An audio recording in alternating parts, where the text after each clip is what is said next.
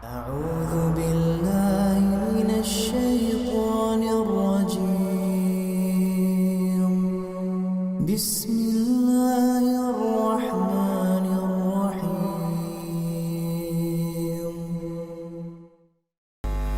إن الحمد لله نحمده ونستعينه ونستغفره ونعوذ بالله من شرور أنفسنا ومن سيئات أعمالنا من يهده الله فلا مضل له ومن يضلل فلا هادي له وأشهد أن لا إله إلا الله وحده لا شريك له وأشهد أن محمدا عبده ورسوله لا نبي ولا رسول بعده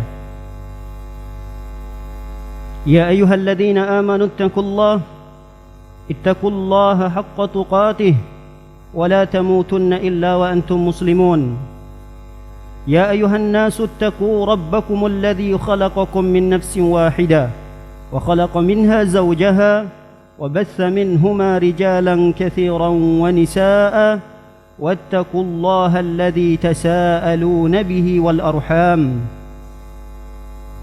أما بعد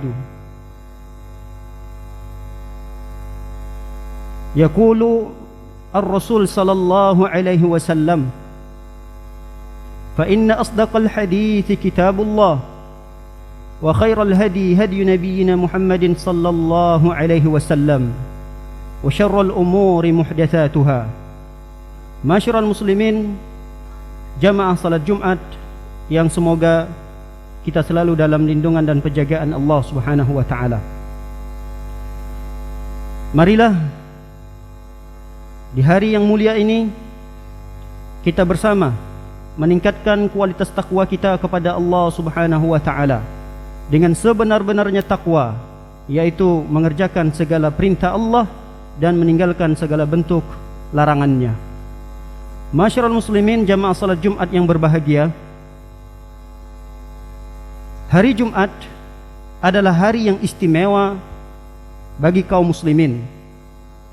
Hari Jumat adalah Sayyidul Ayyam, pemimpin dari 7 hari yang diciptakan oleh Allah Subhanahu wa taala. Hari Jumat adalah hari raya kaum muslimin dalam seminggu. Hari Jumat adalah hari seafdal-afdalnya hari dari seminggu yang diciptakan oleh Allah Subhanahu wa taala. Oleh karena itu, di hari tersebut ada ibadah yang dikhususkan oleh Allah Subhanahu wa taala dan tidak ada di hari-hari yang lain, yaitu ibadah salat Jumat berjamaah. Akan tetapi, sebahagian kaum muslimin melakukan beberapa kesalahan-kesalahan tatkala ingin mengerjakan ibadah salat Jumat. Kesalahan ini untuk kita pelajari, untuk kita ketahui, agar kita tidak terjatuh kepadanya yang kedua kalinya. Kesalahan yang pertama yang terjadi pada sebahagian kaum muslimin ialah tatkala mereka menghadiri ibadah salat Jumat dalam kondisi mereka tidak mandi terlebih dahulu dan berpakaian seadanya. Ini kesalahan. Karena Rasul sallallahu alaihi wasallam menyebutkan bahwa mandi sebelum menghadiri salat Jumat adalah perkara yang disyariatkan. Walaupun para ulama berselisih pendapat apakah mandi itu hukumnya wajib atau sunnah. Baik, kita mengambil pendapat mayoritas ulama yang mengatakan hukum mandinya sunnah. Tata cara mandinya sama seperti mandi wajib, tapi hukum mandinya sunnah. Kita ambil pendapat ini. Akan tetapi tidak pantas bagi kaum muslimin untuk meninggalkan ini. Begitu juga cara berpakaiannya seadanya. Pakaian yang dia gunakan adalah pakaian keseharian yang dia pakai ketika di rumah. Terkadang pakaian itu adalah pakaian yang dia gunakan ketika dia tidur. Pakaian itulah yang dia bawa untuk menghadap Allah Subhanahu wa taala hadir ke masjid. Padahal itu tidak akan dia lakukan tatkala dia akan menghadap bosnya. Pakaian itu tidak akan dia gunakan apabila dia bertemu dengan kliennya. Pakaian itu tidak akan dia gunakan apabila dia ingin pergi ke kantor. Tapi kenapa sebagian kaum muslimin menggunakan pakaian yang selayaknya itu dipakai keseharian di rumah, tapi dipakai dan dibawa untuk menghadap Allah ke masjid. Oleh karena itu Rasul sallallahu alaihi wasallam menganjurkan untuk mandi terlebih dahulu, memakai wewangian. Rasul sallallahu alaihi wasallam mengatakan, "Ghuslu yaumil jum'ati wajibun ala kulli muhtalim." Kata Rasulullah, mandi di hari Jumat adalah perkara yang seharusnya dilakukan oleh orang-orang yang baligh ketika ingin menghadiri salat Jumat. Allah Subhanahu wa taala berfirman, "Khuzu zinatakum ya bani Adam, khuzu zinatakum inda kulli masjid." Wahai manusia, anak Adam, ambillah pakaian yang terbaik yang engkau miliki tatkala engkau pergi ke masjid. Kita ingin menghadap Allah Subhanahu wa taala. Kita ingin berinteraksi karena salat kita itu adalah interaksi kita dengan Allah Subhanahu wa taala. Kita menghadap Allah. Maka berpakaianlah dengan pakaian yang sopan, yang rapi, yang bersih. Yang pakaian tersebut adalah pakaian yang terbaik yang ada di lemari kita. Kemudian kesalahan yang kedua ialah kebanyakan kaum muslimin hadir datang ke masjid dengan terlambat. Mereka hadir ke masjid setelah imam naik mimbar. Mereka sampai ke masjid tatkala iqamah akan dikumandangkan. Ini adalah kekeliruan. Ini adalah kesalahan. Walaupun tidak berdosa, seorang telat tidak berdosa kalau memang ada alasan yang disyariatkan. Namun dia akan terluputkan dari keutamaan-keutamaan yang besar. Rasul sallallahu alaihi wasallam bersabda, "Man raha fi sa'atil ula faka'annama qarraba badanah." Kata Rasul sallallahu alaihi wasallam, siapa orang yang hadir di hari Jumat pada jam pertama, maka seakan-akan dia mendapatkan pahala berkurban seekor onta. Siapa orang yang datang di jam kedua, seakan-akan berkorban seekor lembu, sapi. Dan siapa orang yang datang di jam ketiga, seakan-akan berkorban seekor domba. Dan jam keempat, seekor ayam. Di jam kelima, seakan-akan berkorban sebutir telur. Lalu kata Rasul sallallahu alaihi wasallam, "Fa idza sa'ada al-imamul mimbar hadaratil malaikah yastami'una adz-dzikr." Namun apabila imam sudah naik mimbar, malaikat menutup catatan itu.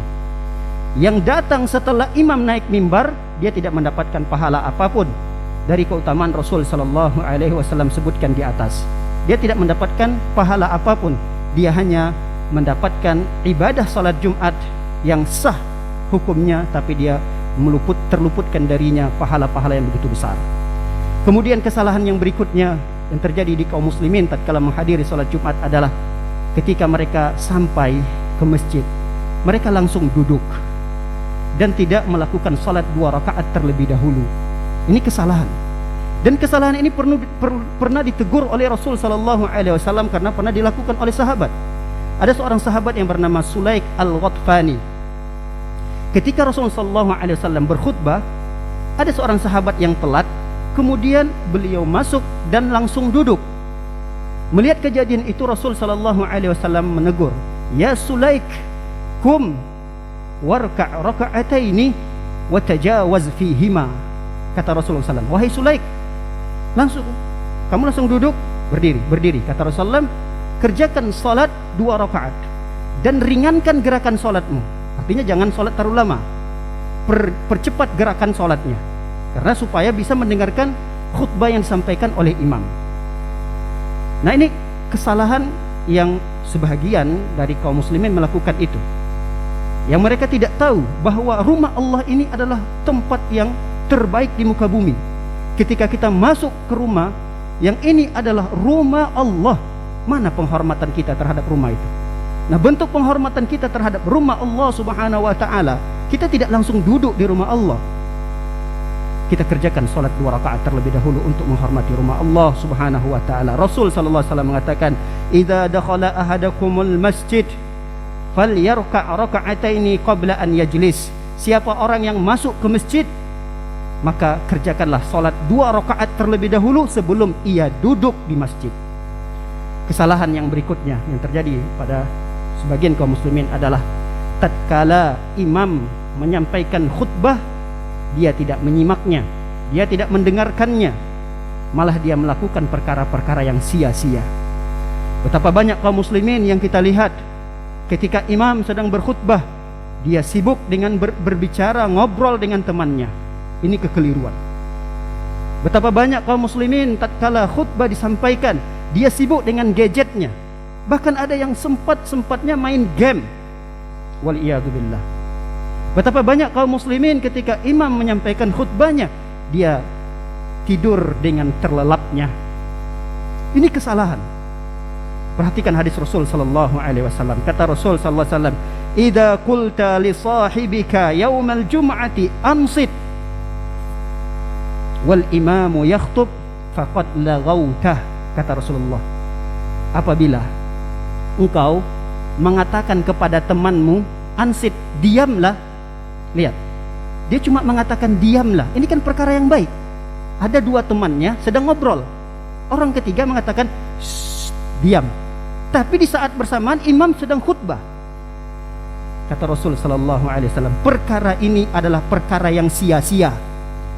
Padahal baik, dia menenangkan orang supaya tenang dan diam. Namun perkara ini kata Rasul sallallahu alaihi wasallam tidak baik. Perkara ini adalah perkara yang sia-sia. Bisa kita bayangkan apabila ada orang yang melakukan perbuatan yang lebih besar daripada itu kesia-siaannya.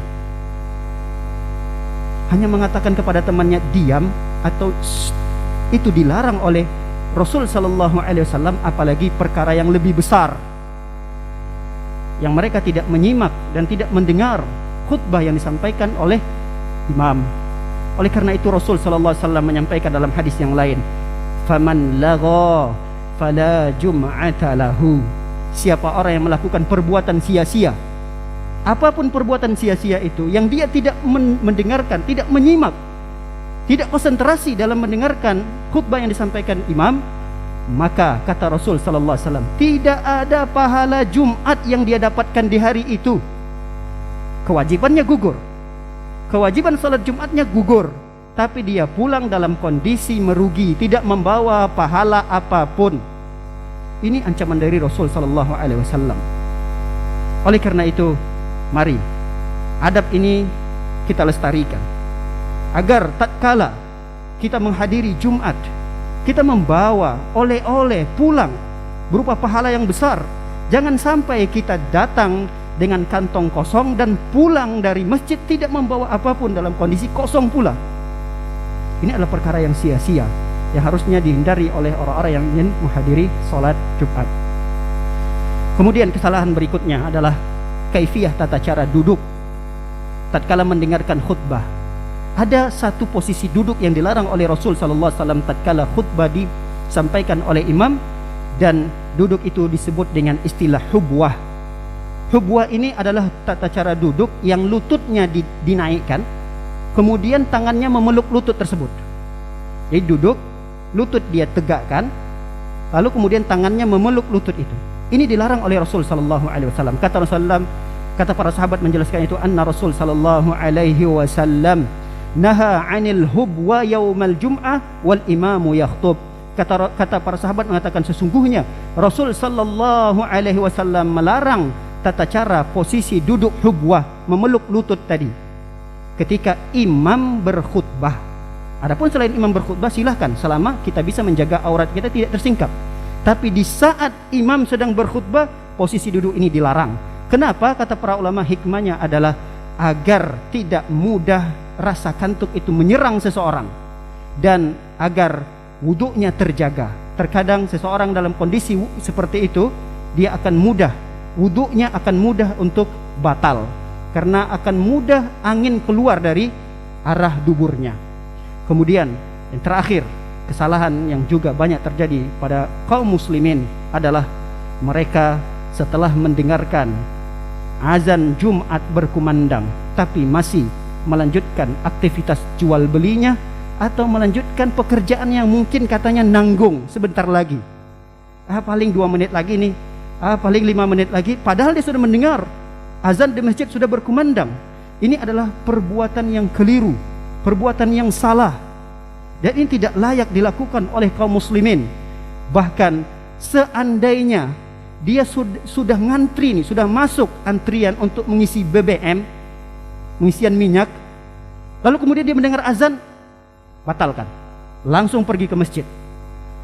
Karena ini panggilan Allah Subhanahu wa taala. Andai kata kita sedang ngantri di pasar swalayan, di salah satu supermarket misalnya, kita antri, tapi kita sudah meninggalkan azan berkumandang, tinggalkan jual beli itu. Perhatikan Rasul Allah Subhanahu wa taala berfirman dalam surah Al-Jumu'ah, ya ayyuhalladzina amanu idza nudiya lis-salati li yaumil jum'ah fas'au ila dzikrillah wa dzarul bai' dzalikum khairul lakum in kuntum ta'lamun. Kata Allah Subhanahu wa taala, wahai orang-orang yang beriman, apabila telah dikumandangkan azan pada hari Jumat, maka fas'au ila dzikrillah, segera tunaikan panggilan Allah Subhanahu wa taala, wa dzarul bai', dan tinggalkan aktivitas transaksi jual beli. Dzalikum khairul lakum in kuntum ta'lamun, itu lebih baik bagi kalian jika kalian mengetahuinya. Demikianlah khutbah yang singkat ini. Semoga kesalahan-kesalahan yang sering terjadi pada diri kita, pada kaum muslimin, dapat kita hindari, terkhusus di hari Jumat ini, karena ibadah Jumat ini adalah ibadah yang spesial pada diri kaum muslimin. Karena ini ibadah tidak ada di hari-hari yang lain, maka jadikanlah hari Jumat ini hari yang spesial pada diri kita dan diri keluarga kita serta kaum muslimin. Semoga kesalahan-kesalahan ini tidak berada dan tidak kita lakukan lagi di hari-hari Jumat yang mendatang. Barakallahu li wa lakum fil Qur'anil Karim wa nafa'ani wa iyyakum bima fihi minal ayati wa dzikril hakim. Fataqabbalallahu minni wa minkum tilawatah innahu huwal ghafurur rahim.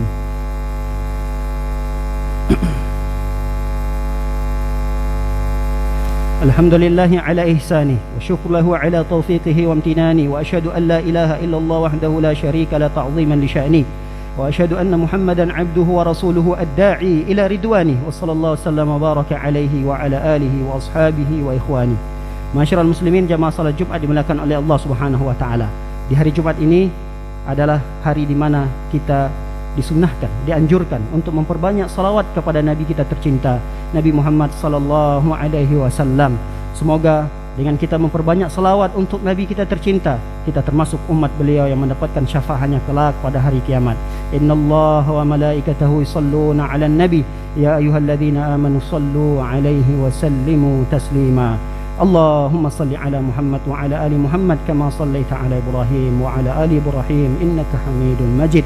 Allahumma barik ala Muhammad wa ala ali Muhammad kama barakta ala Ibrahim wa ala ali Ibrahim innaka Hamidum Majid. Allahumma ighfir lil muslimin wal muslimat wal mu'minin wal mu'minat al ahya'i minhum wal amwat bi rahmatika ya arhamar rahimin. Allahumma ighfir lana dhunubana wa liwalidina warhamhum kama rabbawna shighara wa li jami'il muslimin wal muslimat wal mu'minin wal mu'minat al ahya'i minhum wal amwat bi rahmatika ya arhamar rahimin. Allahumma aslih wulatu umurina, Allahumma aslih wulatu umurina, Allahumma waffiqhum lima tuhibbu wa tarda. Allahumma inna na'udzubika minal baras wal junun wal juzam wa min sayyi'il asqam. Allahumma adfa' 'anna al bala' wal waba' wal mihan wal fitan ma dhahara minha wa ma batan. Rabbana atina fid dunya hasanah wa fil akhirati hasanah wa qina 'adzaban nar. Wa sallallahu ala nabiyyina Muhammadin wa ala alihi wa sahbihi wa sallam ajma'in. Akhiru da'wana alhamdulillahi rabbil alamin.